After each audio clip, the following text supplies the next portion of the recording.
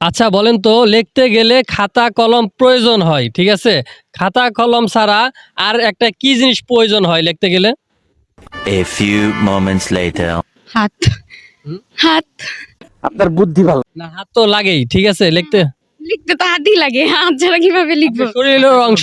Pencil জি? Pencil না না, শরীরের অংশ ছাড়া। কিছুর উপর রাইখা লেখার জন্য। না না, সেটা না। খাতা কলম ছাড়া। সবার অঙ্ক মেলে, আমার অঙ্ক মেলে না। আর কি প্রয়োজন হয়? বুঝো না এই ব্যাপারটা। স্কেল জি না না, স্কেল না। আপনি যদি একটা লেখা লেখেন, আপনার খাতা কলম ছাড়া আর কি প্রয়োজন হতে পারে?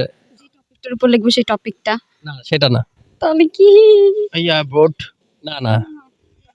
হ্যাঁ, কি প্রয়োজন হতে পারে? আলোর প্রয়োজন হতে পারে। আচ্ছা, কিভাবে বলেন তো?